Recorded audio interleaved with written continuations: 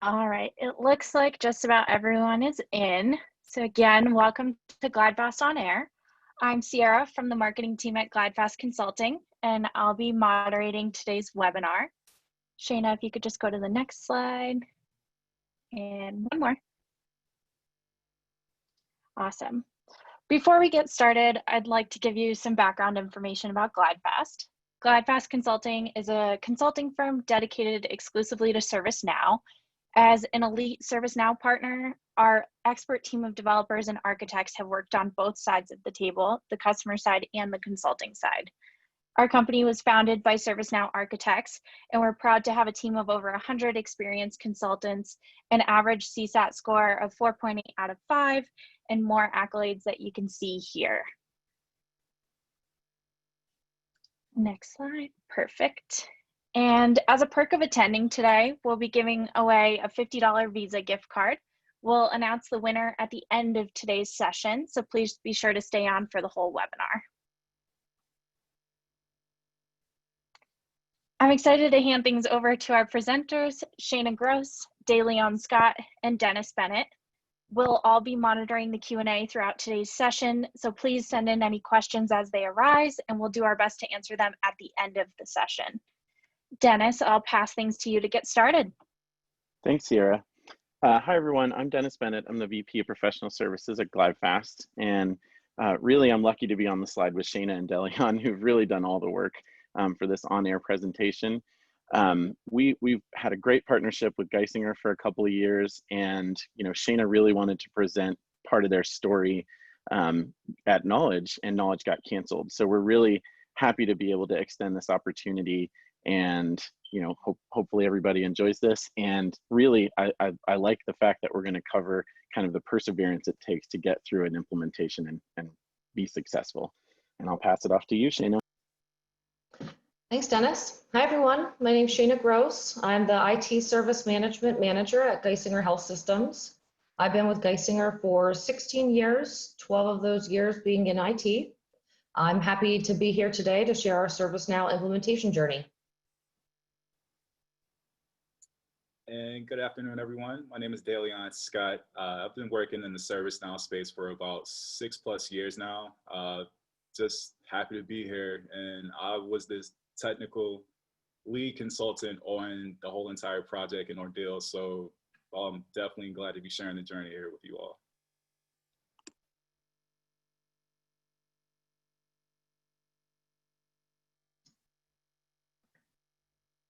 All right, just an overview of the agenda for the session today. We're going to start off with a brief overview of Geisinger, how we came about choosing ServiceNow as our IT service management tool, our partner selections, and then we'll move on to talk about our implementation challenges and successes, a high-level debrief of the current state of our environment, and summarize our lessons learned.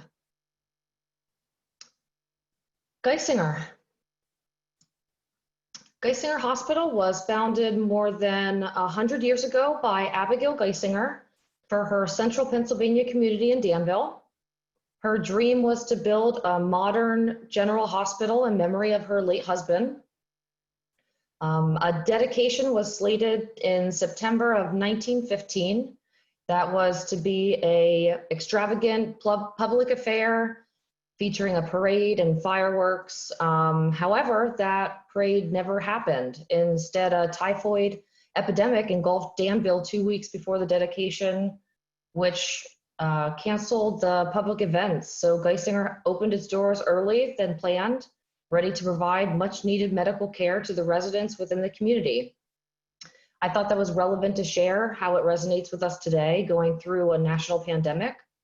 So here we are 100 years later. Geisinger Hospital still stands ready to provide the best-in-class patient care today as nationally recognized health system that serves more than 3 million residents throughout 45 counties. Geisinger has since expanded through mergers and acquisitions to 13 hospital campuses, 2 research centers, and a Commonwealth School of Medicine. We're an integrated health services organization, widely recognized for innovative use of electronic medical health records, and the development of innovative care delivery models. Which leads me to my journey. 2.5 years ago, Geisinger embarked on a transformational journey to adopt ITIL and IT service management. Prior to choosing ServiceNow as our new tool solution, we had a fully customized homegrown remedy application. It was developed and maintained internally for more than 20 years. It was functional and all data was manual entry. The only integrations we really had was for telecommunication purposes, for paging and emailing. You can say we were behind the times. With Geisinger being such a widely recognized organization for innovation, we needed to move to a cloud-based solution. We began a search for a top-of-its-class service management tool and implementation partner. Like many other IT organizations, we needed a solution to help us to be proactive and work efficiently. A previous leader once put it in terms that we do work well, but we need to do work better. We didn't have consistency in terms of not all of our IT teams tracked work within our remedy ticketing system, and nonetheless, all tickets were incidents. So it was really not easy to show what the cost of our work was, or what service provided was, or what services IT does in fact provide. So leadership set an initiative approximately 3.5 years ago to adopt the ITIL mindset, and had over 800 IT employees take the ITIL version 3 foundations course and certification. At that point, we knew it was time to enable our business to move to a service management model and give us the ability to modernize and transform the way we deliver services to our customers. Our goal during our intent for request for proposals was to improve transparency and show the value of IT, achieve our return on investment, ability to show cost per service, and demonstrate IT's strategic partnership within the organization. We needed a comprehensive tool that would enable productivity and process improvements, a single ITSM product to eliminate the need for disparate applications. Our team worked with leadership through the strategic plan and roadmap, and the following timelines were proposed.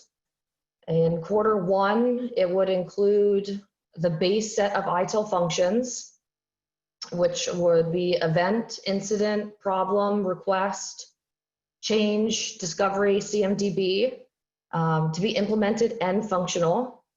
Q2 was to implement create events and incidents and associated CMDB to begin kickoff reporting metrics. Q3 was to have all modules installed and our previous toolset remedy retired. And within the last quarter, Q4, to give us time to assure that we would be able to allow continual service improvements and metrics. Our request for a proposal outlined the proposed timeline and multiple possible partnering scenarios to be considered. The RFP was sent to 7 vendors, to which we received a response from each vendor. When reviewing the responses, some of the key points that led to a decision to our initial implementation partner was that they offered a canned solution of sorts to leverage an accelerated timeline without limiting us to a customized version of ServiceNow. We wanted to maintain a path forward to avoid customizations for the integrity of upgrades and maintenance of the overall platform. After several challenges and roadblocks, we had our first ServiceNow implementation early 2018. After about 4 months of training, project and process planning with incident, request, change, and a limited CMDB. It was definitely a rocky start to our journey. We really wanted to keep up momentum and move forward to improve our platform. A few Geisinger members and I attended the ServiceNow conference, Knowledge 18. We met with ServiceNow directly to discuss and strategize how we can get our platform back on track to using the out-of-box solutions. It was actually at Knowledge 18 when we were also introduced to GlideFast. We had several discussions to review our challenges and current state and what we were hoping to achieve in our short-term and long-term roadmaps. After some of the pitfalls we had in our initial ServiceNow release, we were a bit skeptical, but they were this new up-and-coming company who was rapidly rising and making a name for themselves within the ServiceNow market, and we were open to the idea of a partnership with them. Over 2 years later, 20 plus statements of work in, and we have grown to build a great relationship and partnership. Which is a great segue into reviewing some of our challenges and successes. So, from my experience, implementations come with challenges. Most implementations come with challenges. If you do not have any, I'd love to know what your secrets are, but in this case, for my journey, I just want to at least touch on these 3 topics. These challenges are ones I felt impacted us the most. After several project implementation date changes, as I mentioned earlier, we had our first implementation of ServiceNow in early 2018. As we were trying to figure out how to keep stability and growth, we struggled internally as an organization from uprooting a complete custom tool to adopting and adapting an ITIL mindset and framework that was not fully understood. So it came across as not well accepted at the time. So to specifically hit on the topics I've outlined, with requirements gathering, when we first started our ServiceNow journey in general, we didn't really know what our requirements were because we were still trying to build out all of our processes and develop our platform at the same time, which was to no one's fault on the project team. We were given deadlines, and at the time we were assured those targets and milestones were attainable, so off we went. Our initial implementation included to start with 20 IT requests that had previously been existing in Remedy. The intent there was so that we would not lose any workflows within that transition time. Those teams could continue intaking that work within the new platform as they previously had done so in Remedy. However, those workflows were not very well developed at the time, and it was hard for those requesters to understand what information was needed on the forms.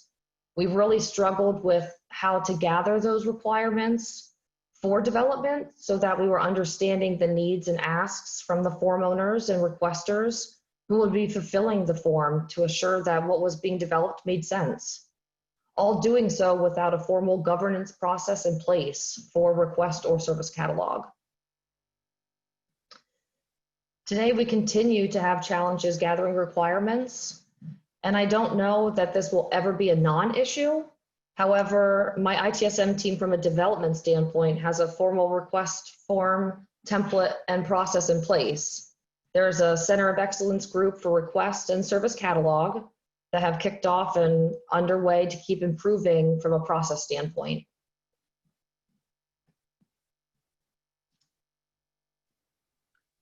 And to speak on that as well, I can attest to the difficulty it has been and continues to be in terms of gathering requirements. I've been involved in plenty of meetings by which we actually had to sit down with groups that may not have had the correct people in the audience in order to gather these requirements. And I believe that over time, we were able to actually, get those audiences refined and defined down to those key stakeholders so that we could go get those requirements that we needed to develop and begin doing the work that we needed to do to get things done. So again, this was something that was definitely a challenge and continues to be a challenge, but I have seen it get better as time has gone on. So just to let you know, there is a light at the end of the tunnel. Yes, thanks. So, organizational change. In general, it was a large learning curve for teams to adapt their process to work with the tool and not changing the tool to work with their old process. We really wanted teams to think, how can you improve their process to work more efficiently and effectively, versus, you know, just taking your previously used process and migrating it from one tool to the next. So that was definitely a learning curve for the organization. Without having real ownership of the different processes from the beginning, we struggled with decisions being made and making the right decisions. We attempted to create work streams for each of the processes and review decisions needed and so forth. But it was difficult as an organization to go from not really having that structure or process in place at the get-go to putting those together and building those workflows out within such short timelines, which led to frustration among teams at times. Also, not migrating any legacy data into ServiceNow. All of our remedy data was all manually entered data, locations, users, groups, etc. Nothing was normalized or standardized. To no fault of the developers or the supporting team, there was just no governance or process in place to say what should or should not have been added to the platform. So kicking off ServiceNow with the mindset of having structure and trying to really define that structure and processes while developing and launching a new platform was a significant challenge. Another large issue was going from an automated on-call process in Remedy to a manual process using a warm handoff, a phone call from our service desk agents during non-business hours, using the on-call schedule via a SharePoint site when we first implemented ServiceNow. We are still using the process today, though through a re-implementation of Incident, we're now using the on-call schedules within ServiceNow with that current process.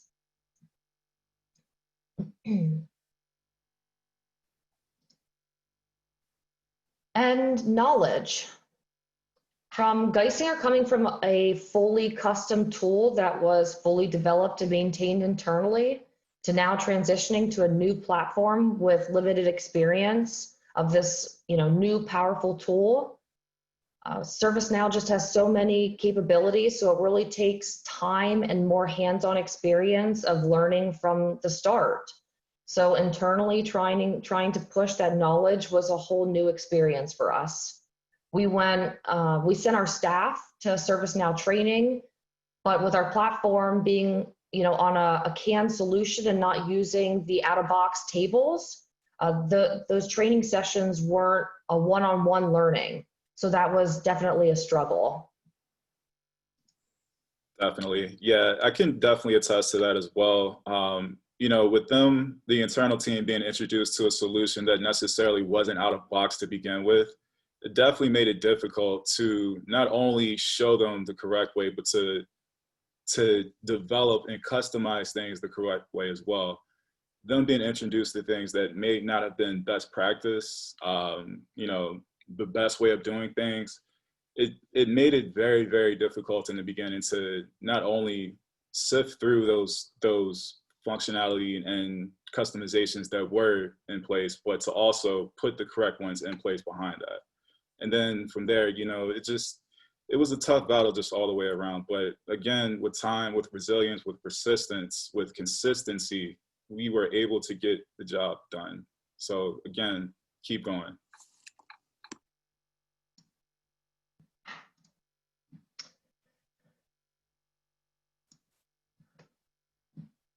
Which leads us to moving on up to better things. So I wanted to highlight some of our key implementation successes. Starting off with communication and collaboration. I can say even from the beginning of the project, I think our leaders and core project team members have had great communication. Utilizing work streams to build collaboration was a struggle and a pain point at the beginning of the project from the perspective of being able to gather requirements needed, but being able to gather those stakeholders, moving to start the build of those processes, which needed to happen, was on point. Fast forward to today, and I think collaboration is definitely one of the team's strengths. We look to be inclusive of any new module releases and value the communication and feedback from not only other IT teams, but our near IT areas and users from the customer-facing aspect via our service portal. We look to leverage and incorporate our service desk for their input, feedback, and testing of new modules and upgrades. Our service desk on average intakes approximately 800 tickets per day, so they are heavily involved with the incident and request processes. I'm always looking for ways our team can improve on how we can communicate better. Recently, my director just started building out an ITSM team quarterly update to inform all of IT on upcoming new modules, what the team is working on, what's upcoming on the roadmap, and highlighting a member on the team, which I think was a phenomenal idea.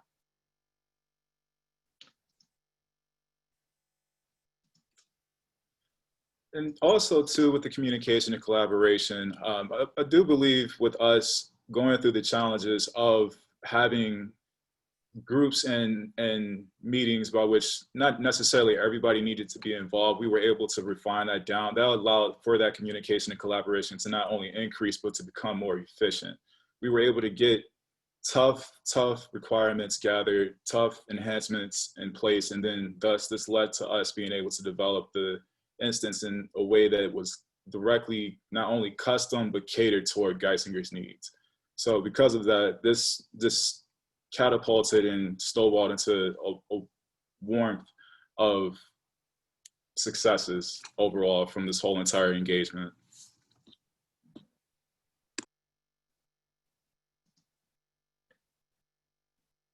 From the communication and collaboration, we were able to gather, the necessary requirements and processes defined, which led to our enhancements with platform improvements. So throughout our journey with leveraging GlideFast as our partner, we worked through numerous reimplementations of all of our ITSM modules. We looked to GlideFast for training of our current staff to help us through our reimplementations, and being on staff with my ITSM team for 2 years. They were with us just after our first reimplementation, which was to transition our portal incident modules to our out-of-the-box tables. Also included a rework of the majority of the initial 20 requests included in our original release. So in sorts, we performed 4 to 5 reimplementations of our modules from the CAN solution to out-of-box.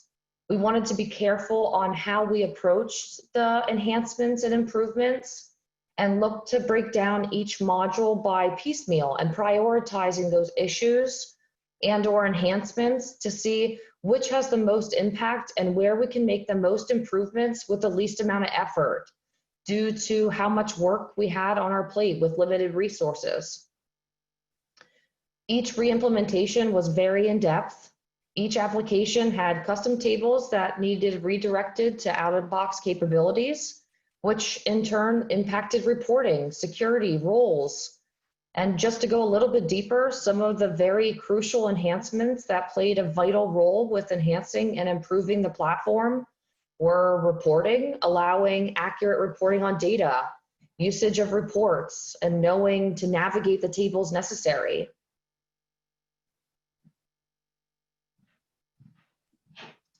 Refining the service portal and the intake incident process for the service desk.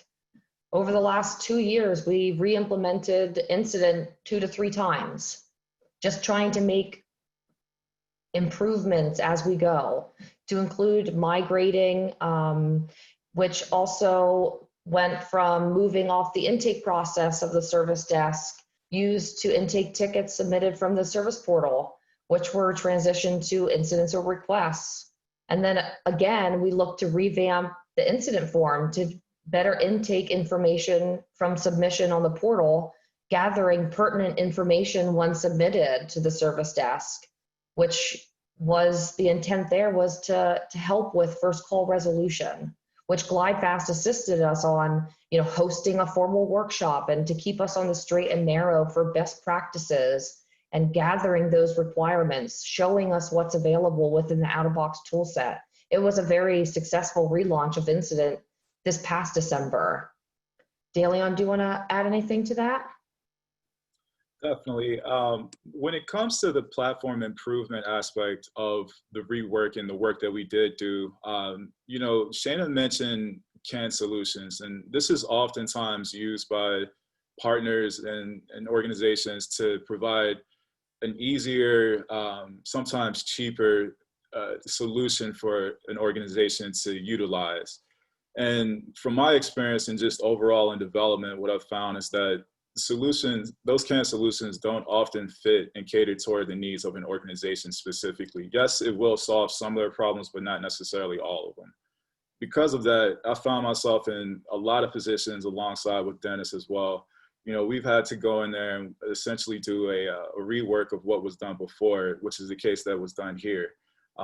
Because of us going in there and essentially going back to baseline out of box, this allowed us the flexibility to be able to customize and cater the ServiceNow instance to Geisinger's needs specifically, not necessarily giving them a one-stop shop, but give them exactly what they're asking for, what they're needing out of the ServiceNow instance and environment. And this allowed them to not only increase usage, but also to increase the overall maturation of their ServiceNow environment. And as Shana will talk about later on, plenty of other applications have been deployed. I'm pretty sure plenty of others are on the line right now to be deployed, just because of us being able to go back to out of box and then start from that starting point. This allowed us this much growth. And again, this is just a testament to what it takes and what you can do if you follow the guidelines and the best practices that ServiceNow provides. You'll have an endless amount of opportunity if you do so.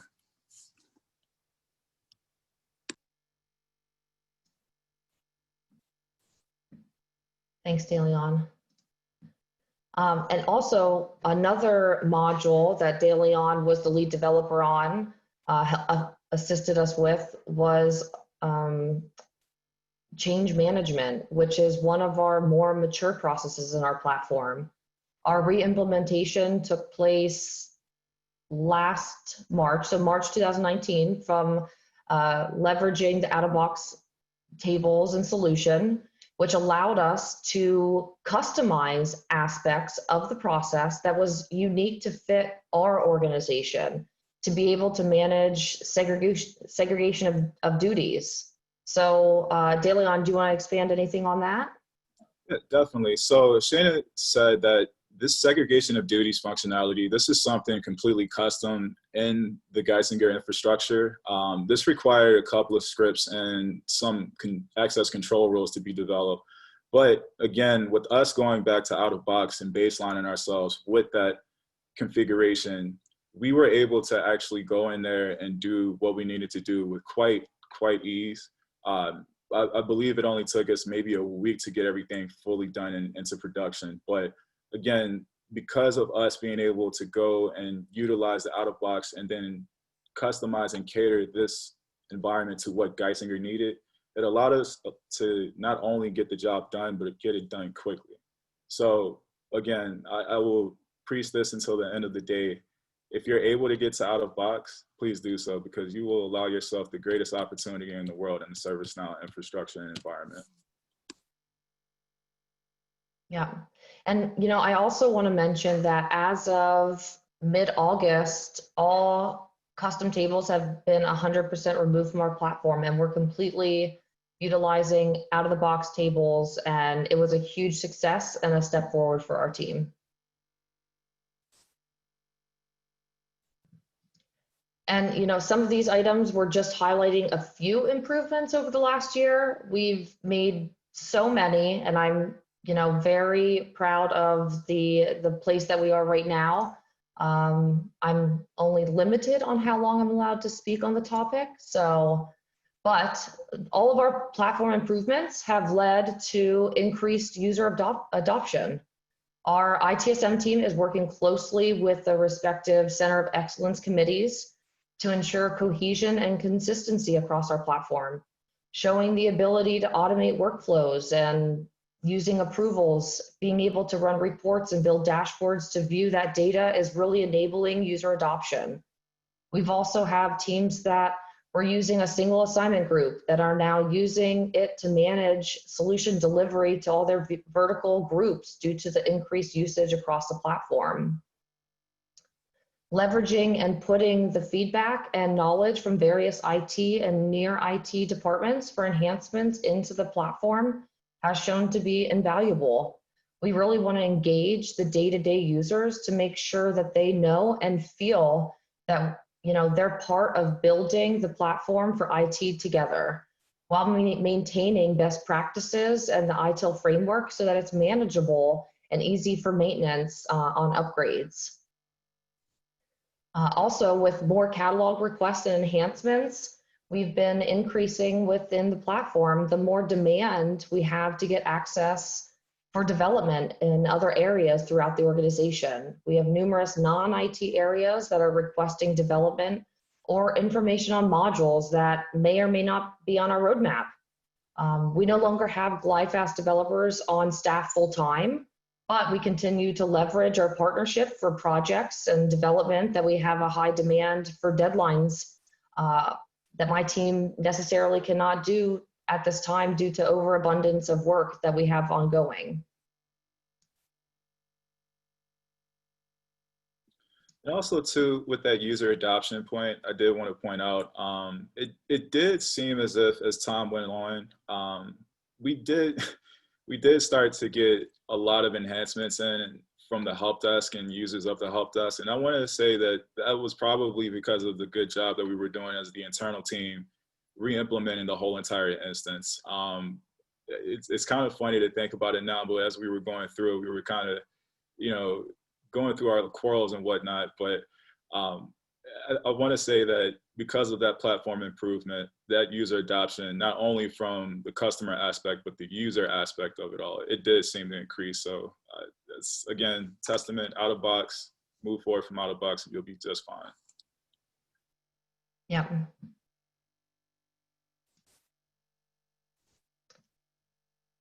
Which brings me to our current state.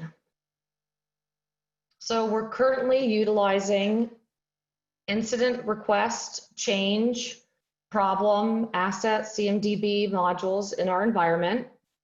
I wanted to show some data to reflect the volume of intake we're currently processing on a monthly basis within our platform. All the data I'm going to review is across all teams for the previous month of August.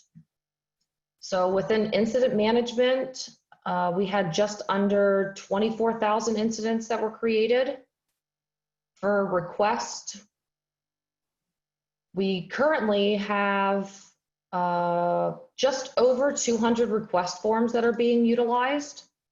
And there were approximately 15,500 requested items that were created. In our knowledge management, we are utilizing 3 knowledge bases: an IT knowledge base, a portal knowledge base, which can be viewed by both ITIL and portal users.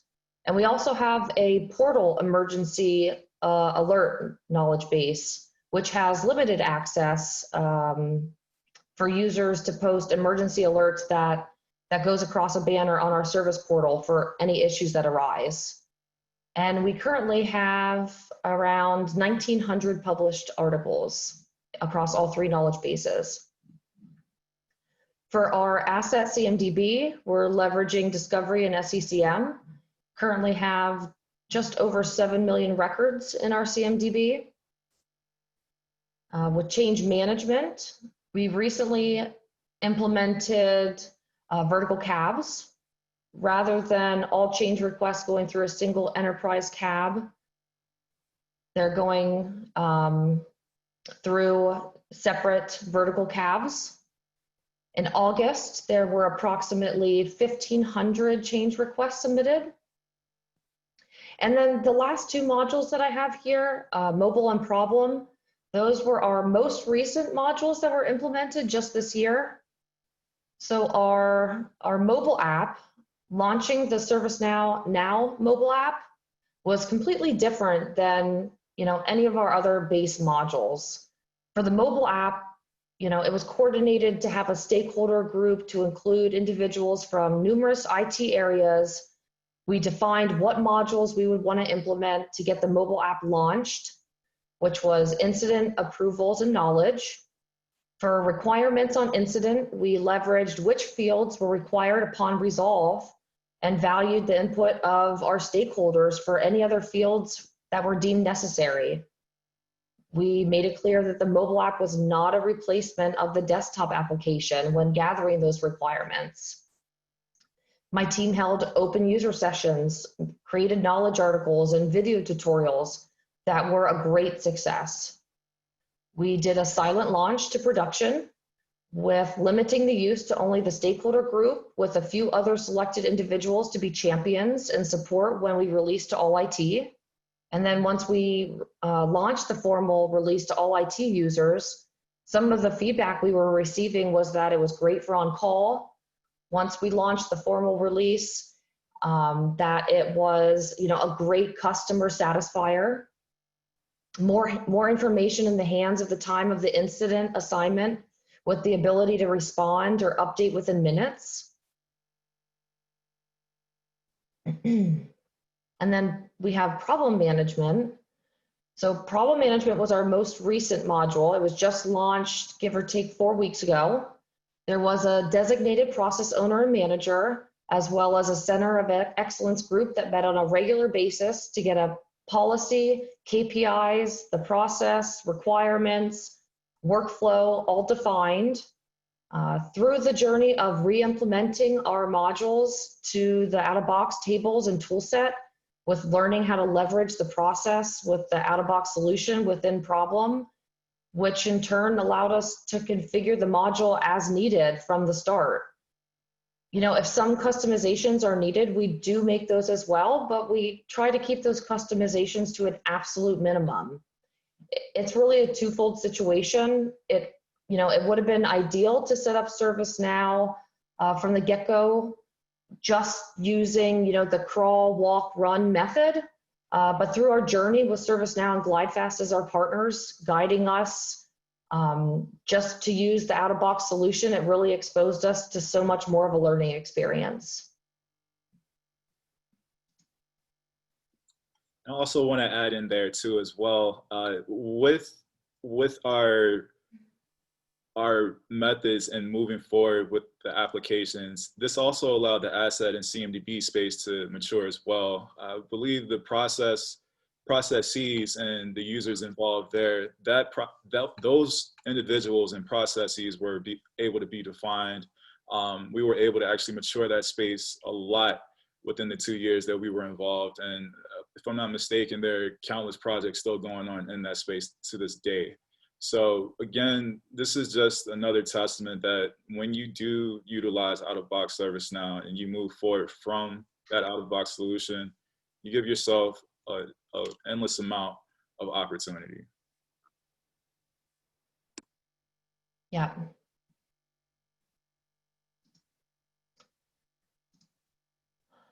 Lessons learned. So for us, failure was not an option. So some of the key lessons learned I wanted to point out, breaking down issues and prioritizing. It's hard, but necessary to do when everything is important. With more tasks to do, nonstop emails, higher expectations, deciding what deserves your attention can quickly become overwhelming. So, knowing your priorities reduces stress. It helps to focus and improve productivity and time management. Clear expectations and guidelines, plain and simple. Expectations and role definitions helps to keep the team and project focused, prevents from getting off track and wandering off task. Outside of just this implementation, it ensures teammates and staff will produce outcomes on a regular basis. And I also think it prevents frustration. Limit the amount of stakeholders. Having too many to be open to just to be inclusive caused a strain with being able to make decisions during workshops. It is impossible to please a large number of diverse stakeholders simultaneously. It can slow down and limit the process and decision making. Look to bring together key stakeholders for main decisions, and then look to be more inclusive once those key decision points have already been addressed, to bring that larger group together to make the rest of the decisions. Also, the investment of time from all those stakeholders adds cost to the project due to the amount of stakeholders that get involved. So that should be considered as well. Could we versus should we? For this, I'm referring to in terms of staying in line with best practices. Just because we can do something doesn't always mean that we should. Something fantastic about ServiceNow is having knowledge about the tool and platform at anyone's fingertips online. But that goes with saying that it's also a pitfall, at least for us in some cases. We get requests for enabling modules that may require subscriptions that we don't own. Or, I found a solution on the ServiceNow community that I know it can be done. But from my perspective, for overseeing the platform and leading on my team for their knowledge of the tool, does it follow best practices that we should do it? Not all customers or users are ITIL best practice focused. And GlideFast has really helped guide us with understanding and learning a lot of those best practices within the development along the way.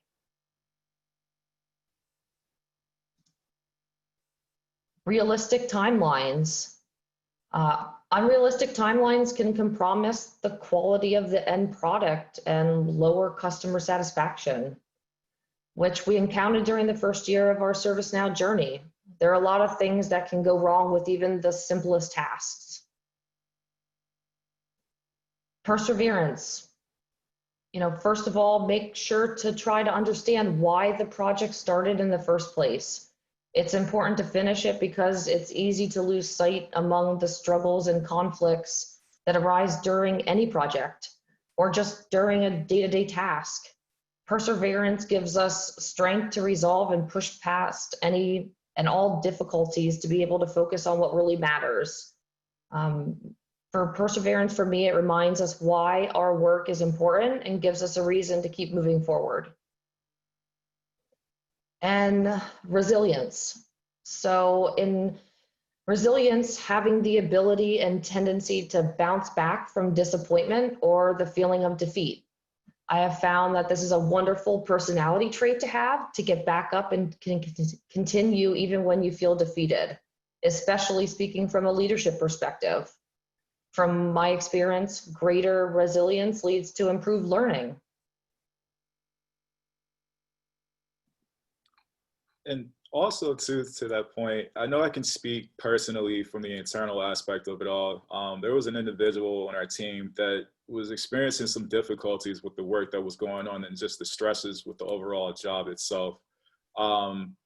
Because of this individual's resilience and their perseverance, they were able to not only come up from that dark place, if you will, but succeed in doing everything that they needed to do in order to have a successful implementation for the work that they were assigned.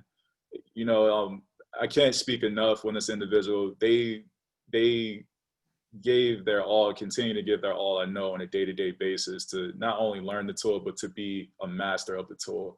And with people like that on your team, you're bound to succeed. So for anybody out there that may feel as if, it's never going to get brighter, it's never going to get better, keep going, keep going. The answers are out there. You just got to look a little bit harder. But I'm telling you, do not give up. And when it's all said and done, you'll be happy that you didn't give up, because you'll have this bright and shining implementation that you can be proud of. So again, keep going. Yep, thanks for adding that, definitely. So in closing, I have been a part of this project since close to the very beginning. And at times I felt like we were going to be the underdog per se. Not in a sense that anything was a competition, but that the project from the start was going to be doomed for failure. I read a quote recently that I really appreciate and thought it would be worth sharing. The fact of being an underdog changes people in ways that we often fail to appreciate. It opens doors and creates opportunities and educates and enlightens and permits things that might otherwise have seemed unthinkable. And for me, this has happened. Although this project has been quite the journey, it has opened my eyes and offered me a lot of opportunities, both personally and professionally. I hope sharing my experience was helpful and informative for you all.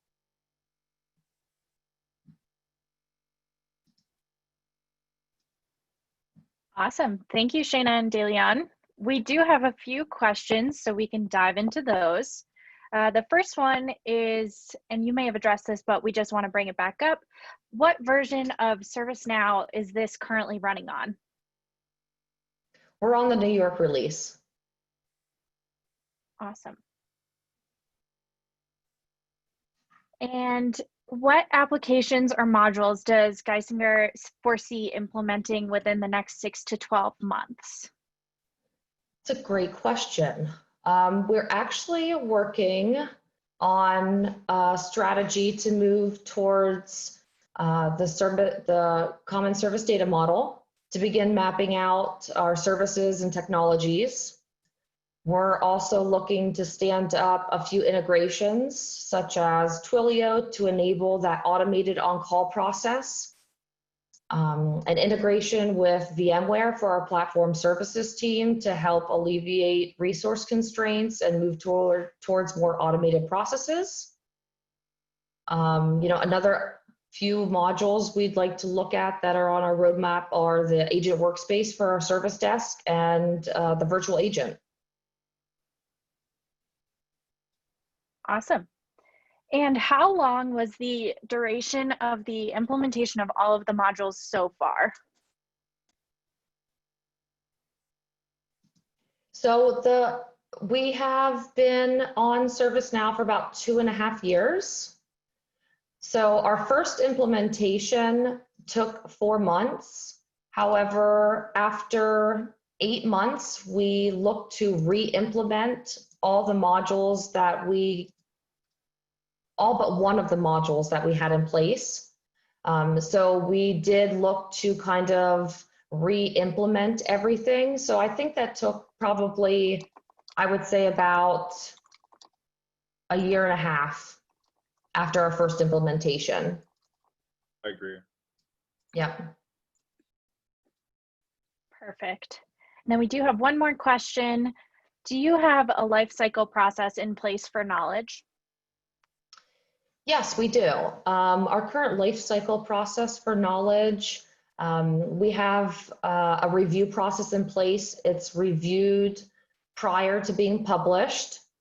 And we also have an automated process after 10 months. It automates to notify the author and the group that it is up for content review to make sure that everything stays relevant.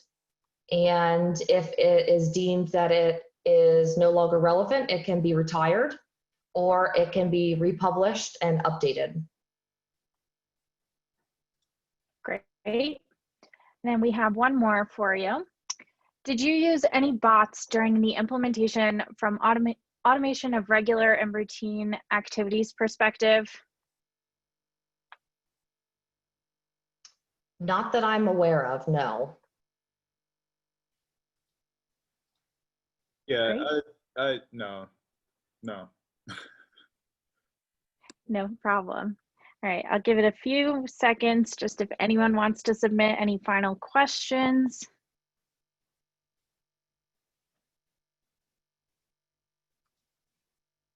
All right, looks like we are good. If you want to move on to the next slide, we can announce the winner of our $50 Visa gift card. And the winner is Devin Valencia. Congratulations. We have your email, so we'll send the prize over to you directly. You can go on to the last slide. Thank you to everyone who attended today. We hope you enjoyed the webinar.